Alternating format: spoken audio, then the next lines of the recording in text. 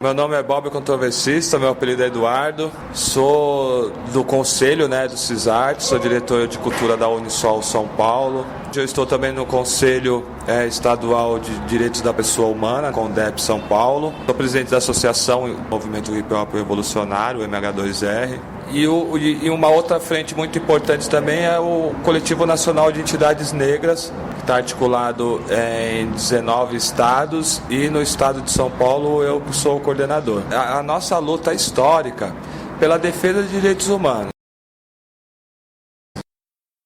Há muitos anos, desde quando fomos sequestrados em África, a violação dos nossos direitos humanos, do mais simples ou mais complexo que é a própria vida, Então, meio que inato a nossa luta ser uma luta por garantia de direitos humanos, E aí me parece que tem um desdobramento, quando a gente pensa desse princípio da exploração do corpo, da cabeça, da força da pessoa. Eu fico pensando, é um trabalho difícil porque envolve, por um lado, pressão para quem não respeita e formação para aqueles que foram acostumados a serem desrespeitados. Sim.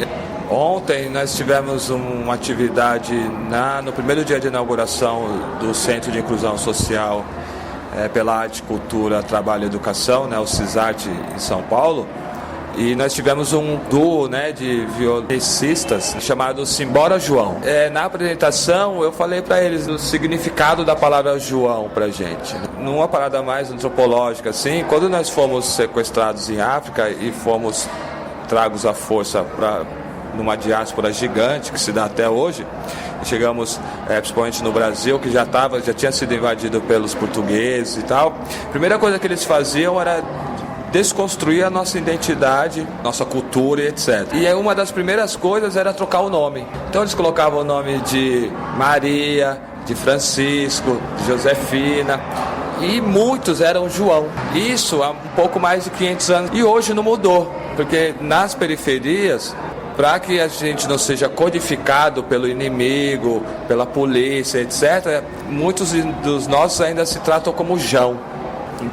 Você vê como que é a reprodução de modus operantes de roubar sua identidade, de te alejar culturalmente, e isso permeado pela a manutenção de uma situação socioeconômica vulnerável. Nesse sentido, o CISART ele é um divisor de águas. Uma das discussões que a gente vem fazendo no grupo é que o trabalho é inato. Qualquer movimento físico que você faz é um trabalho. Agora, como que eu articulo o trabalho com a geração de renda? E, ao mesmo tempo, eu desenvolvo uma leitura crítica de mundo nesse cidadão para ele ressignificar o seu olhar para o mundo. Que mundo é esse que nós estamos? Por que eu estou nessa situação? É culpa minha? Assim, a gente tem que entender que uma estratégia que foi pensada há 4, 5 séculos atrás. Então, eu domino os meios de produção, gero a necessidade de consumo. Para as pessoas consumirem, elas precisam acessar os meios de produção que são meus, e para elas acessarem isso, elas são condicionadas a fazer o que eu quero. Então, tem certas coisas que eu não posso falar, tem certas coisas que eu não posso vestir, comer. Eu tenho certeza que o CISART ele vai fazer um trabalho revolucionário, porque ele vai transformar a massa em povo. Porque a gente tem perspectivas, metodologias, planejamentos para discutir de igual qual o papel que a arte e a cultura têm no movimentar a economia. A gente está na cidade de São Paulo, é uma das cidades do Brasil que mais recebe turistas a negócios. Essa vinda para fazer negócio levam essas pessoas para os grandes empreendimentos gastronômicos, para os grandes empreendimentos de cinema, de música. E a gente tem um potencial, para além desses, muito grande. 3% dos fazedores de cultura que dominam todo o bolo, falando da economia das culturas. Então a gente tem que abrir esse leque. É nesse sentido que a gente vai discutir muito forte a economia das culturas. Onde está essa economia, para onde que ela vai, como faz para a gente acessar, o que é economia, o que é cultura, como que eu consigo articular e fazer as pessoas entenderem. Quando a gente fala de economia solidária, a gente fala no primeiro momento de negócios e arranjos produtivos sem a cadeia exploratória no processo. é a divisão, é o fazer coletivo, horizontal, mas que todos tenham a condição de consumir. Consumir de forma responsável, sim, ou também consumir de forma irresponsável, porque é um processo de entender toda essa engrenagem, então a gente vai desconstruir isso, né?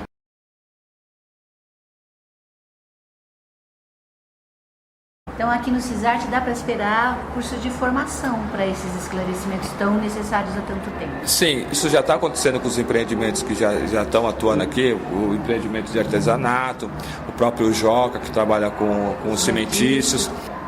O que é o meu produto, para que ele serve, quanto que ele custa, por que ele custa isso, o quanto que é de excedente. Eu entendendo a estrutura econômica, como que se dá da matéria-prima ao produto pronto, eu entendo como que a economia gira, como que ela funciona. O CISART, ele é um equipamento autogerido e que busca autossustentabilidade. Então a gente tem que entender esses processos, a gente tem que estar construindo um plano de negócio. O plano de negócio ele vai vir amarrado com um regimento interno, que é o fazer acontecer para que essa autogestão ela crie condições de precisar ser cada vez mais pulsante na cidade de São Paulo. Porque a população que está em situação de rua, por várias razões, N razões, uma delas é a situação socioeconômica.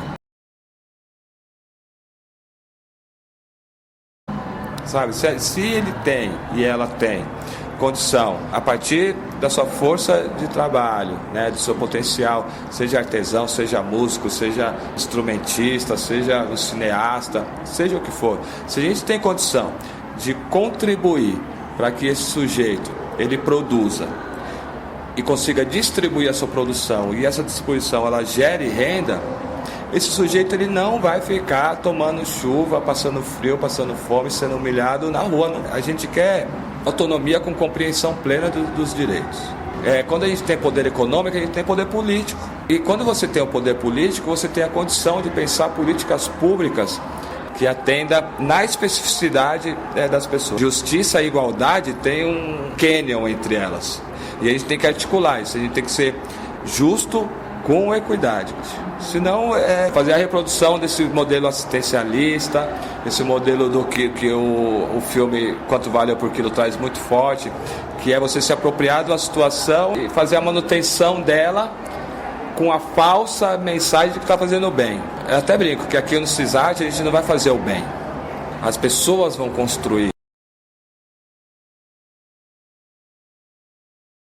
A gente entender o potencial econômico que a cultura tem e fazer com que as pessoas contribuam na prática cotidiana de girar economicamente esses processos dentro dos princípios da economia solidária, é a gente construir um outro mundo que é possível, onde o dinheiro ele não seja o norteador de tudo.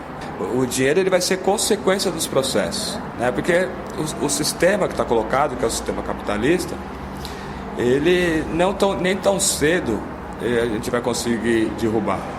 Mas a gente pode criar um fluxo de troca de recursos financeiros e humanos que a gente dá sustentabilidade, autonomia e transforma o ser humano. Que vai transformar outros seres humanos também, porque na medida que eu vou aprendendo, eu vou ensinando para o meu filho.